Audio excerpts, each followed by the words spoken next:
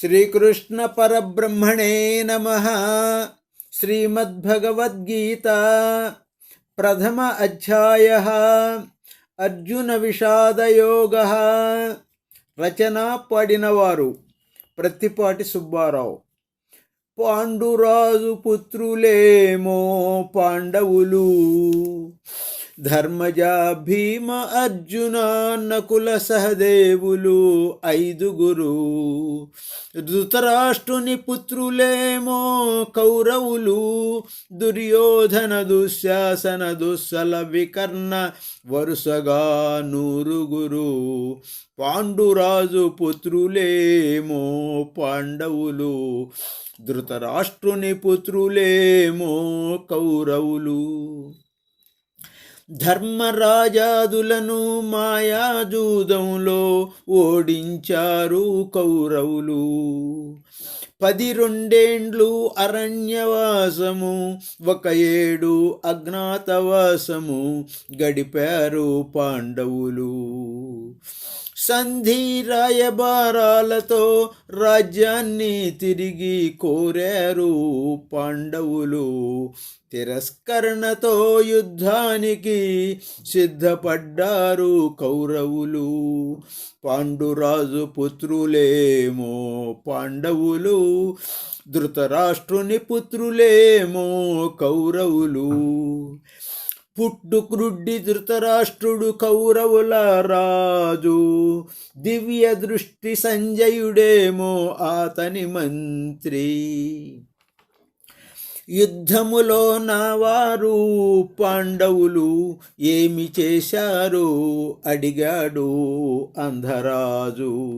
సంజయుడు వివరించాడు యుద్ధ విషయాలను ఓర్పుతో అంధరాజుకి. పాండురాజు పుత్రులేమో పాండవులు, ధృతరాష్ట్రుని పుత్రులేమో కౌరవులు. దుర్యోధనుడు ద్రోణుని సమీపించాడు, చూపించాడు అడుగో అడుగో అతడే దుష్టజుమ్నుడు, ద్రుపదపుత్రుడు మీకు శిష్యుడు, పాండవ సేనాని. పాండురాజు పుత్రులేమో పాండవులు, ధృతరాష్ట్రుని పుత్రులేమో కౌరవులు. అరుగో అరుగో మహారథులు, ద్రుపదుడు దృష్టకేతువు, విరాటుడు సాత్యకి, పురుజిత్ కుంతి భోజుడు, అభిమన్యుడు.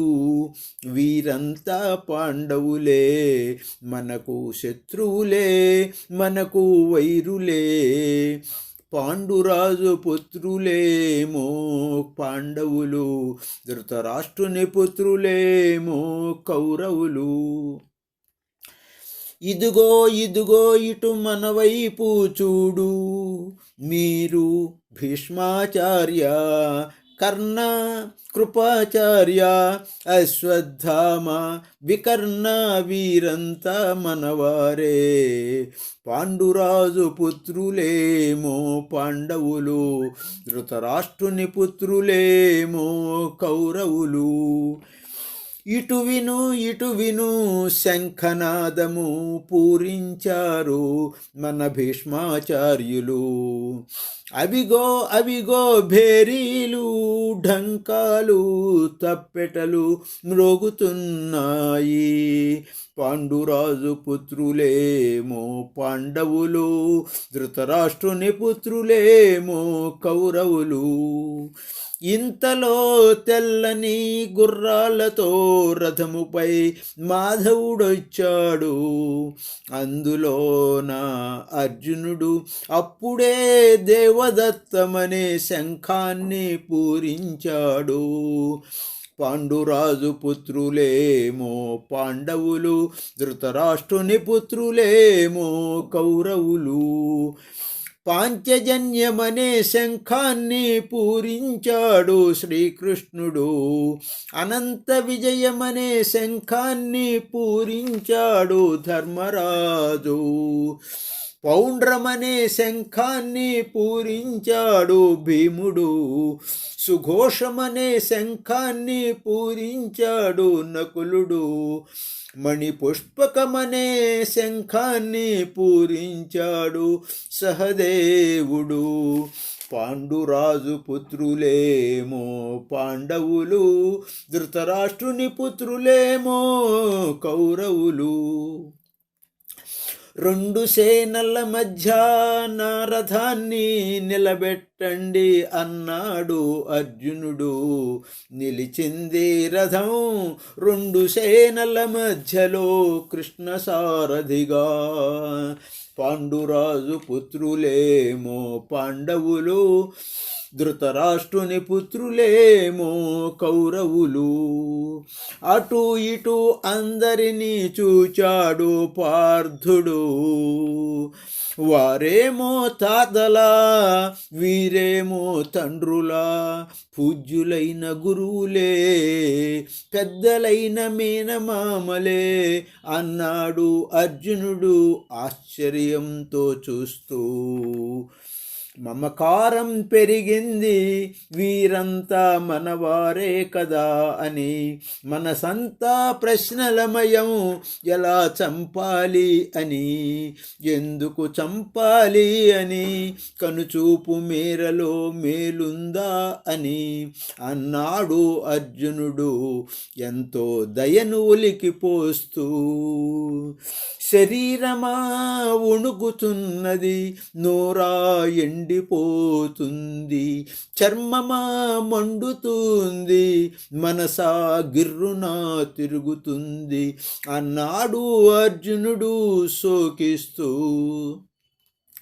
నాకు విజయము వలదు, రాజ్యము వలదు, నాకు సుఖము వలదు, భోగము వలదు అన్నాడు అర్జునుడు వైరాగ్యముతో. బంధువులను చంపను, మిత్రులను చంపను, గురువులను చంపను, శత్రువులను చంపను అన్నాడు అర్జునుడు కరుణారసంతో.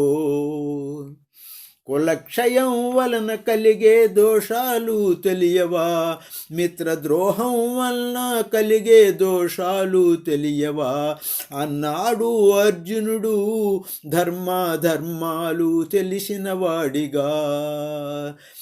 కులక్షయం జరిగితే కులధర్మాలు పోతాయి, కులధర్మాలు లేకపోతే కుల స్త్రీలు చెడిపోతారు అన్నాడు అర్జునుడు సంఘ సంస్కర్తగా. కుల స్త్రీలు చెడిపోతే వర్ణ సంకరం కాదా, వర్ణ సంకరం జరిగితే కులానికి నాశనం కాదా అన్నాడు అర్జునుడు కులధర్మం గురించి కుల పెద్దగా.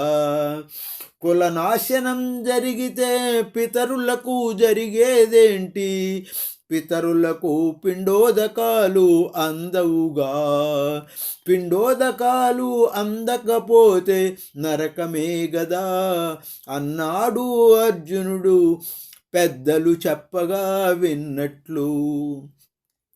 దుర్యోధనాదులు నన్ను చంపుతారా, చంపని నా వారి చేతిలో నేను మరణించిన మేలే, స్వర్గమే కదా అన్నాడు అర్జునుడు మెట్ట వేదాంతిలాగా. వైరాగ్యం కలిగింది, విరక్తి వచ్చింది, గాంధీవం కదిలింది, క్రిందకి వచ్చింది, వెన్ను చూపాడు, వెనుకకు వచ్చాడు, క్రింద కూర్చున్నాడు, రోదన వచ్చేసింది. ఇది అర్జున విషాద యోగం, ఇది పార్థుని యోగం, వైరాగ్య యోగం. మనకేమో అయోమయ యోగం, ఇదే భగవద్గీత ప్రథమాధ్యాయం. పాండురాజు పుత్రులేమో పాండవులు, ధృతరాష్ట్రుని పుత్రులేమో కౌరవులు. నమస్కారం.